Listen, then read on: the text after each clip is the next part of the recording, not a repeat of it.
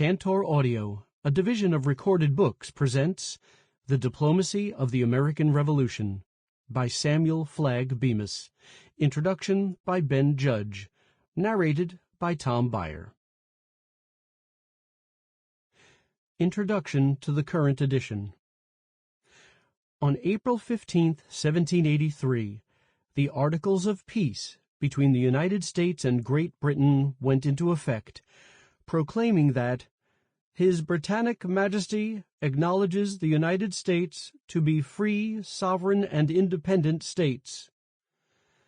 That recognition, whose origins began almost 7 years earlier in Philadelphia, whose fate was uncertain at Valley Forge, and which was ultimately vindicated at Yorktown, represented a monumental achievement for the new American nation. It also, as Samuel Flagg Bemis shows us, marked the end of a world war. Born in 1891, Samuel Flagg Bemis dedicated his academic life to the study of American diplomacy. He won the Pulitzer Prize twice, first in 1927 for Pinckney's Treaty, America's Advantage from Europe's Distress, and the second in 1950 for John Quincy Adams and the Foundations of American Foreign Policy. In between those two works, he published, among others, The Diplomacy of the American Revolution. What follows will lay out the ambitions and interests of European powers during the American Revolution. France's search for revenge against Britain after the French and Indian War, Spain's attempt to retake Gibraltar, the complicated trade interests of the Netherlands and Russia, Austria's concerns of a two-front war.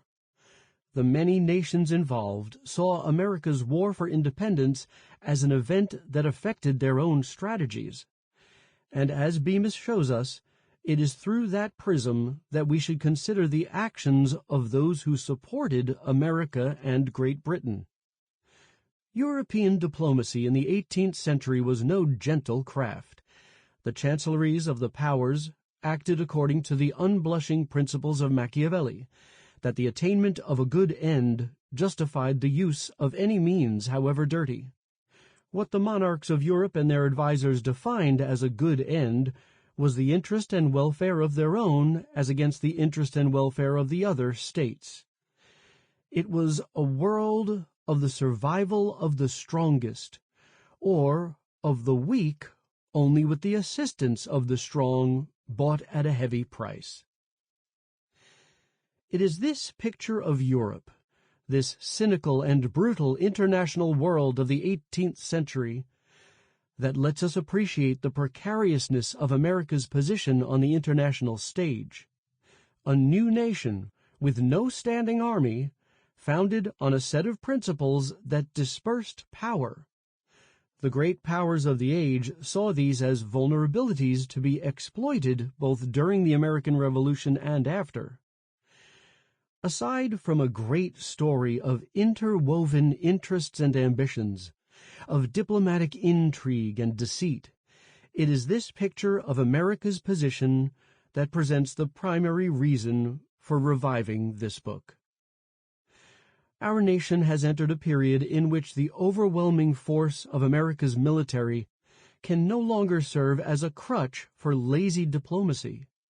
What pieces of history can teach us how to navigate amongst great powers in the name of maintaining both America's independence and its character? As is so often the case, a good place to start is the American founding. Ben Judge.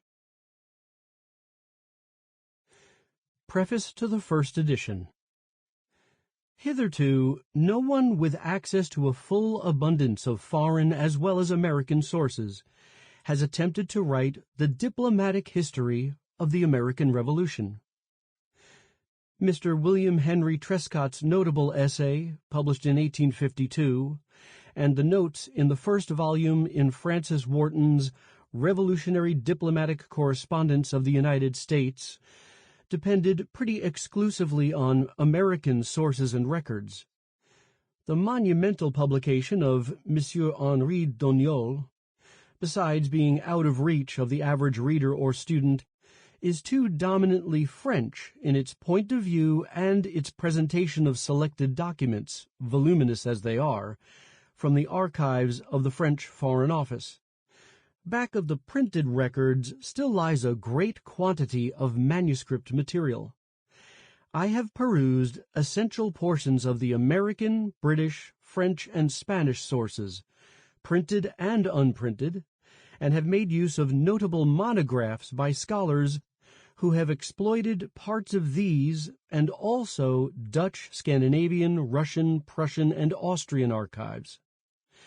My endeavor has been to present, I think for the first time, a balanced and somewhat condensed narrative of the diplomacy of American independence, that is to say, the diplomatic history of the American Revolution.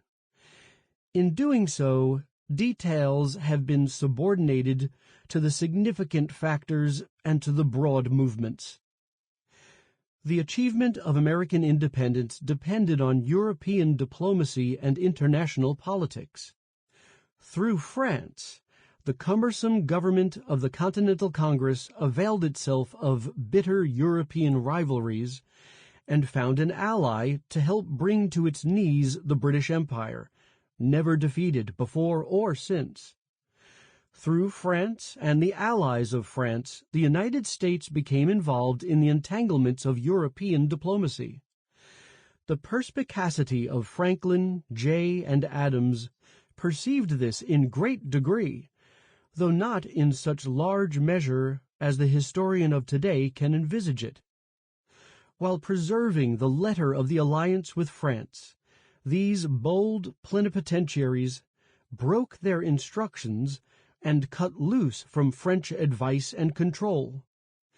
To clinch their own country's advantage and independence, they took advantage of Europe's rivalries and distresses. Thanks to decades of European convulsion which followed, the United States was able to preserve that independence safe and uncudgeled, to secure its national domain, to expand from sea to sea, to make good its territorial basis as a world power of today fronting on two oceans.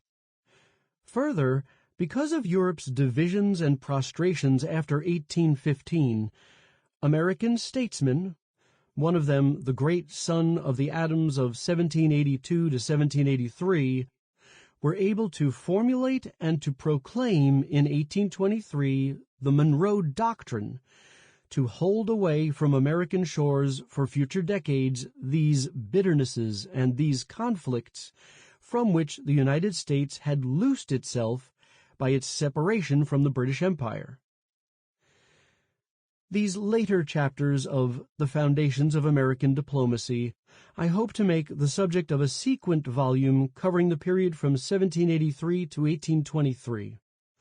But nowhere in those interesting years shall we find a diplomatic victory to equal the American triumph recorded a century and a half ago.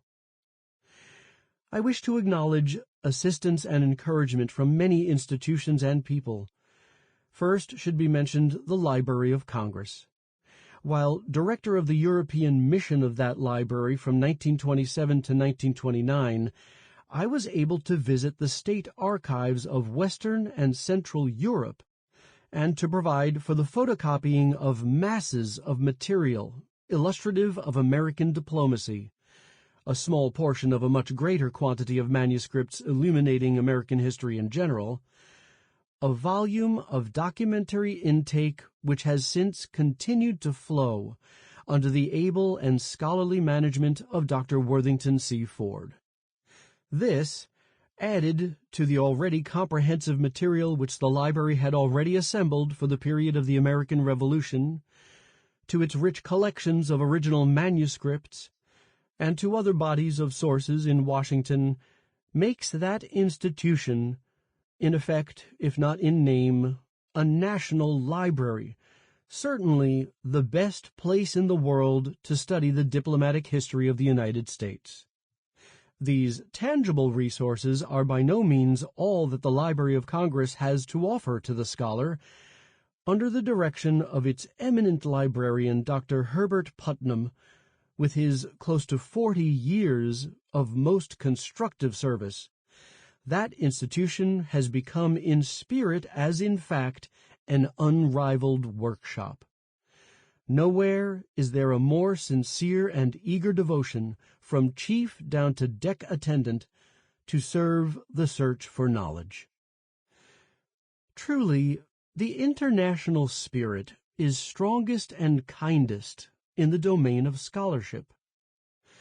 To make acknowledgment to these facilities and to this spirit of the Library of Congress does not lighten my gratitude to other libraries in this country and abroad: the British Museum, the Bibliothèque Nationale, the Staatsbibliothek in Berlin, the Biblioteca Nacional in Madrid, the Widener Memorial Library of Harvard University, the William L. Clements Library at the University of Michigan, the Carnegie Institution of Washington.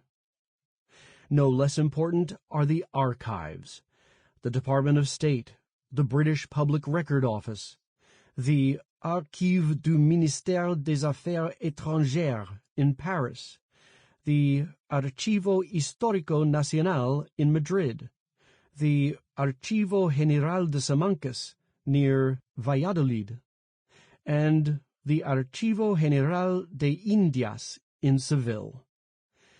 To the chiefs and to the staffs of these institutions I make my respectful and grateful acknowledgments. Dr. John Franklin Jameson has been of continued assistance and inspiration to me. On many occasions during several years I have discussed questions of the diplomacy of the Revolution with that thoughtful man, Dr. James Brown Scott. Dr. Scott has read a draft of the entire manuscript. So has Dr. Burton J. Hendrick. Dr. Worthington C. Ford has sustained me with the wisdom and grace of a veteran scholar and worker. Dr. Edmund C. Burnett, of the Division of Historical Research of the Carnegie Institution of Washington, so model and editor of the letters of the members of the Continental Congress, has given me unstintedly of his time and counsel.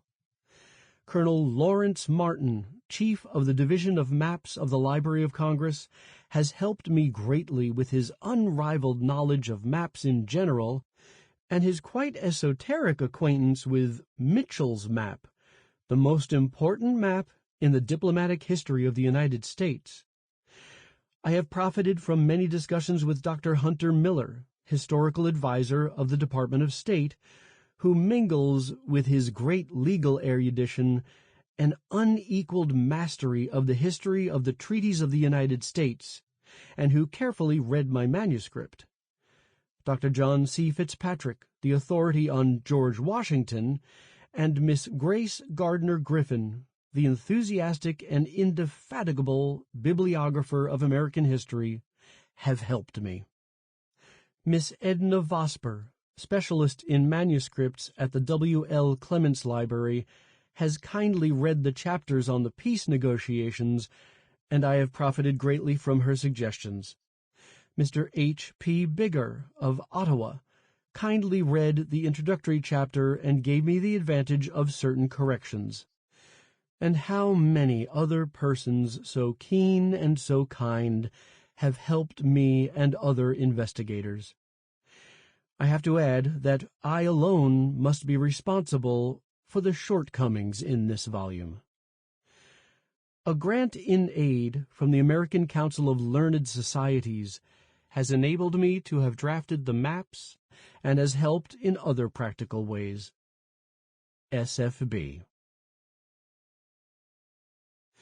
Preface to the second printing. I had this opportunity to correct a few small errors in the original publication. SFB, New Haven, Connecticut, March 3, 1937. Forward to the second edition. I started writing this book in a log cabin in the woods by the shore of Little Sunapee Lake in New London, New Hampshire, on the 4th of July, 1926, the 150th anniversary of the Declaration of Independence. It was also the centenary of raising the meeting house in the village, while John Adams and Thomas Jefferson were breathing their last at Quincy and Monticello, July 4, 1826.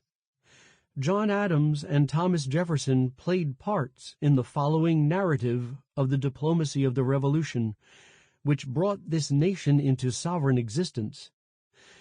Benjamin Franklin, whose 250th anniversary we have been celebrating this year in 1956, played an even greater part. Since the first edition in 1935, very little has appeared which would require me to change the original text. However, I am able in this edition to incorporate the discovery of Professor John J. Mang in the archives of the French Foreign Office, which enabled him to redate, as of April 1776, Vergennes' secret memorandum on policy entitled Réflexions, as drawn up by his secretary Gérard de Reneval. Dr. Mang demonstrated that it followed rather than preceded the memorandum entitled Considération. Consequently, in this edition, I have rearranged pages so as to place the Réflexions before the Considération. I have also added some details from Professor John W. Caughey's published Bernardo de Galvez in Louisiana, not noticed by me in the first edition of this book. To both of these accomplished scholars I acknowledge my indebtedness.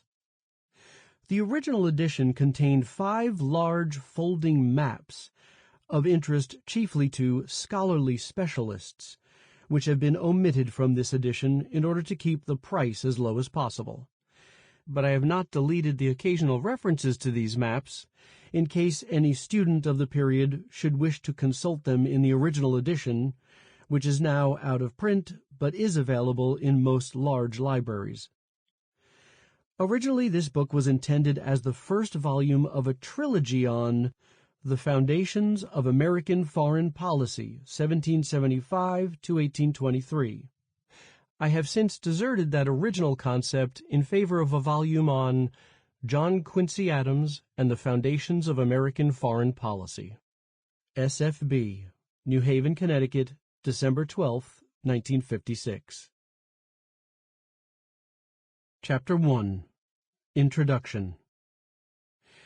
After a preliminary glimpse of America as a factor in European diplomacy from the discovery to the eve of the revolution of the English colonies, it will be the task of this volume to describe and to interpret the diplomatic history of the American Revolution and the establishment of the independence of the United States. It is a chronicle of momentous import to the modern world. For nearly 3 centuries after 1492, North America was increasingly the stakes of European diplomacy. The maritime powers of Western Europe never accepted the single-handed award by which the Pope had immediately divided up the lands and seas just discovered and to be discovered between Spain and Portugal, nor the treaty by which those 2 crowns in 1494 had complacently marked off and agreed upon each other's new and spacious overseas sovereignties. During the 16th, 17th, and 18th centuries, the vulnerable Spanish claim of monopoly to the New World offered to European enemies and rivals a mighty panorama of spoil, inviting dispute and war. The sparsely settled continents could not be preserved from French, English, and Dutch interlopers. France, England, and the Netherlands successively challenged Spain's impossible monopoly and established their colonies in North America and the Caribbean. As these colonies grew in importance and trade expanded with them, North America, at first only incidentally the spoil of European controversies and wars, became more and more the principal cause of them, the real stakes. Spain's rivals began to quarrel and to fight among themselves over what they had taken from her, and to erect against each other and the world colonial monopolies like that of Spain. To political thinkers of the 18th century, expansive colonies and a control of trade with them had become the touchstone of national prosperity, pride, and power. Even France, inheritor of the classic policies of Richelieu, succumbed to the allurements of the mercantilists, and herein lies a fact of vital importance to the establishment of American independence.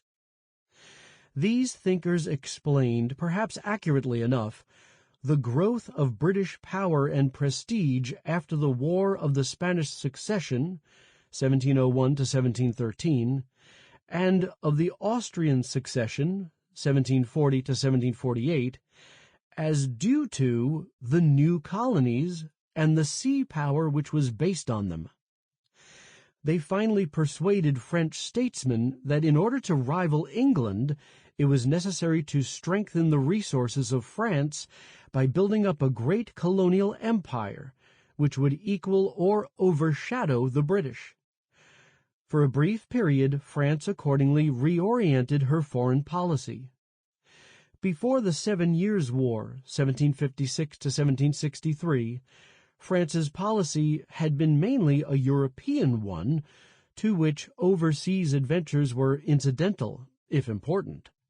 That is to say, it had been the traditional policy of preventing the rise of any large political entity in the Germanies and of expanding her own frontier toward the Rhine. In the previous war of the Austrian succession, it had been the interest of France to ally herself with Frederick the Great of Prussia after his seizure of Silesia, and it had been England's interest to side with Maria Theresa in order to keep France balanced by Austria on the eastern flank, thus making France less capable of coping with England on the seas. In the new contest for colonial supremacy, 1756, Louis XV's government allowed itself to be maneuvered by the Austrian foreign minister, Kaunitz, into that dramatic reversal of alliances which resulted in the combination of France, Austria, Russia, Saxony, and Poland against Prussia, now supported only by her new ally Great Britain, for the recovery of Silesia and the partition of the dominions of Frederick the Great. Traditional enemies thus became, for a bloody decade, friends and allies. Traditional allies were transformed into bitter enemies. The 7 Years' War proved to France the folly of this diplomatic revolution, this desertion of her traditional European policy. She was drained of her resources and troops for the bootless purpose of protecting her Austrian ally from the assaults of Frederick, while on the sea and in America and India she weakened and eventually succumbed to Great Britain. Safe behind the Channel, the English eagerly sent men and money to abet and assist the Prussian king. Important as these features of the European balance of power may be for the international relations of the Old World, it is the overseas and not the European phase of this war which forms the background for the diplomatic history of the future United States.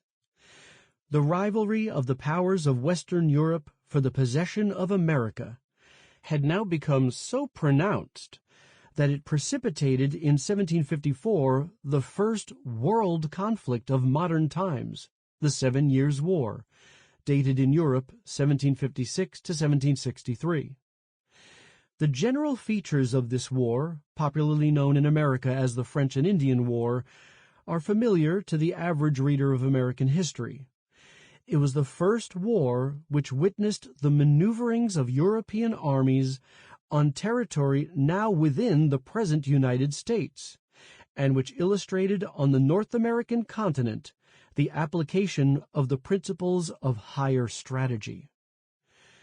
The French were embarrassed by the feeble resources of a small colonial population from which to recruit their local forces, and could not spare many troops from Europe. Nor at the critical moment could they get forces to Canada. The officialdom of New France was honeycombed with corruption, except for Montcalm.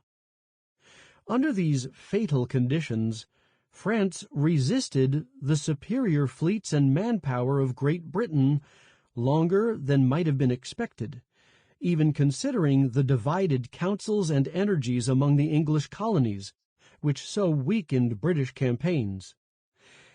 At the last moment, Spain, which hitherto had refused to regard France's war with Great Britain as a defensive one, became alarmed at the stupendous successes of the English. By a rewriting of the Family Compact, Charles III of Spain promised to come into the conflict if France should not make a satisfactory peace by May 1, 1762. William Pitt, the British Prime Minister, heard of this while engaged in peace negotiations with France. He wanted to reply by a sudden declaration of war before the Spanish treasure fleet could get home from Mexico, but George III intervened. Pitt resigned over this issue, but his successor, Lord Bute, the rubber stamp of George III, was soon forced to declare war. British forces immediately seized Cuba. For Great Britain, the 7 Years' War was as decisive a victory as the great struggle with Napoleon, or the more recent one with the German Empire.